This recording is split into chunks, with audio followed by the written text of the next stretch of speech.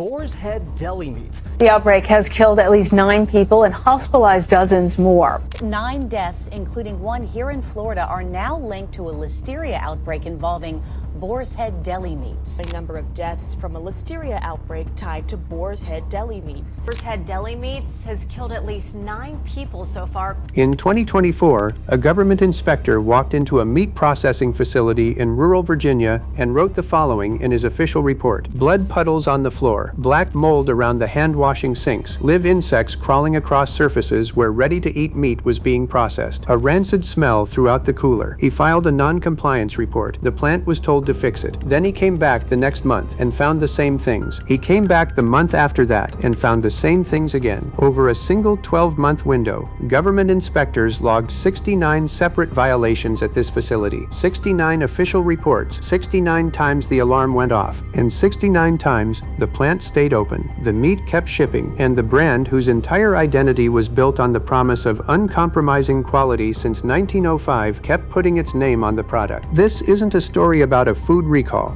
Those happen every week, and most of them are honest mistakes caught early. This is a story about a company that had 2 years of documented warnings, ignored every single one, and kept selling until 10 people were dead. The reason this story hits harder than a normal food safety scandal is the specific promise Boar's Head had made to its customers for over a century. Frank Brunkhorst started the company in Brooklyn in 1905, selling premium deli meats from a horse-drawn wagon, not cheap cuts, not mass-produced filler, but whole muscle, carefully sourced, sold only to delicatessens that cared about quality. His descendants built that same philosophy into a national brand worth an estimated $3 billion a year in revenue. The brand's own website still says it today. Our standards have never wavered. Products made without compromise or shortcuts.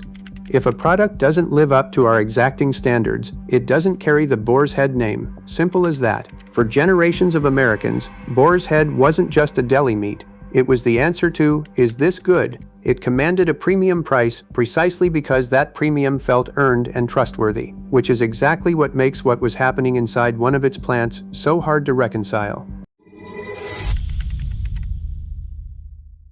The Jarrett, Virginia facility opened in 1983 on 136 acres in rural Greensville County. 500 workers, 4 decades of production, hams, bologna, liverwurst, hot dogs, all carrying the Boar's Head name and its implicit promise. Inspection records going back to at least 2022 tell a completely different story. Inspectors documented walls with what reports called heavy meat buildup, mold and mildew growing directly around the hand-washing stations where workers handling ready-to-eat product were supposed to clean their hands.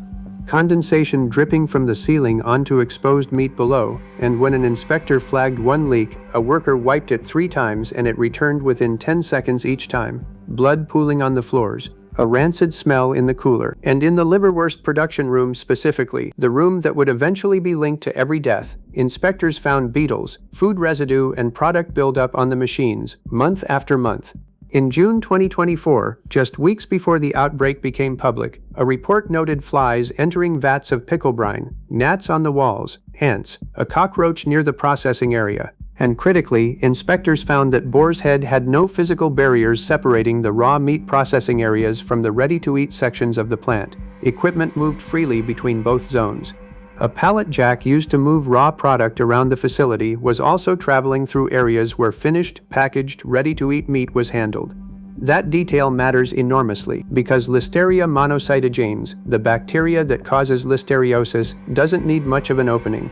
It survives refrigeration, it grows in cold environments, and once it establishes itself on a surface, it doesn't leave easily. Give it a vehicle that moves between a raw zone and a finished product zone, and you've given it exactly what it needs. The USDA later confirmed it found the outbreak strain of listeria on that pallet jack. 69 non-compliance reports. 2 years of documented warnings, and the machine that was likely spreading the bacteria throughout the facility was moving freely the entire time.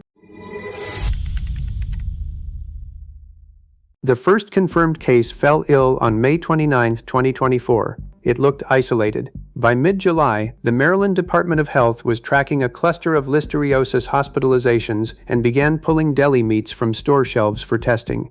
On July 12, they found it. A package of Boar's Head Strasburger liverwurst tested positive for the exact outbreak strain. The USDA launched a formal investigation the same day. The first recall, announced July 26, covered 207,528 pounds of liverwurst. 4 days later, as the full scope of contamination became clear, that number exploded. Over 7 million pounds of product across 71 items, produced between May and July, distributed nationally and exported to 4 other countries.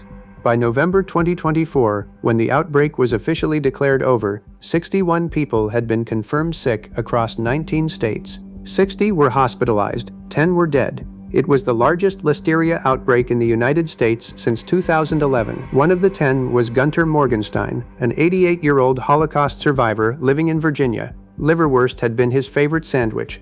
His family's attorney, Ron Simon, described his death in one sentence: he came to the U.S. and worked his way up from nothing. It's an ironic tragedy that someone who fought through that much adversity died from eating a sandwich.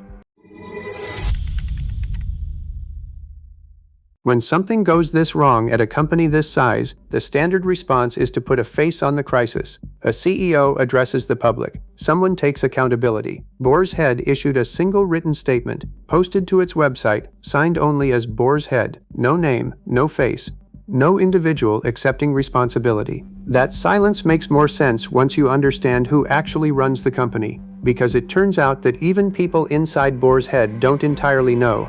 In a 2022 legal deposition taken during an unrelated family ownership dispute, the company's own CFO, a 2-decade Boar's Head veteran named Steve Karelikos, was asked directly, "Who is the CEO of Boar's Head?" His answer? "I'm not sure." The CFO of a company generating $3 billion a year in revenue did not know the name of his own CEO. Boar's Head is privately owned by the descendants of its 2 founding families, the Brunkhorsts and the Bischoffs, through a network of family trusts and a shareholder agreement that forbids transferring shares outside the immediate family. 3 men are actually running it: Robert Martin, his son Robert Martin Jr., and Frank Brunkhorst III. They operate almost entirely out of public view. No press releases with names on them, no earnings calls, no public accountability to anyone outside the family. Brunkhorst described his relationship to the company in that same 2022 deposition. "From morning until night, we're thinking about Boar's Head. It's our identities, it's our life." For over a century, that insularity was a strength. It kept the brand focused and uncompromised.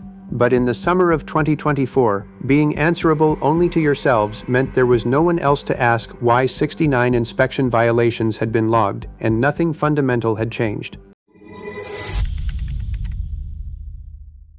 The USDA's final report, released in January 2025, concluded the outbreak was caused by inadequate sanitation practices and that the chronic conditions at Jarrett had allowed listeria to survive, spread, and contaminate product over an extended period. Food safety attorney Bill Marler, who filed suit against Boar's Head on behalf of survivors, put it plainly: they were better at growing listeria than they were at making food for human consumption. In September 2024, Boar's Head permanently closed the Jarrett plant. In May 2025, they hired the company's very first chief food safety officer, a position that had never existed at a $3 billion food company until 10 people died. The brand is still on shelves. The plant has since reopened with new protocols, and the website still carries the same line it always has: "Our standards have never wavered." Boar's Head isn't the only food company where inspectors flagged problems that were documented, filed, and never truly fixed. The gap between what government inspectors find and what actually changes inside these facilities is bigger than most people ever see, and the system that's supposed to protect you has some serious questions to answer.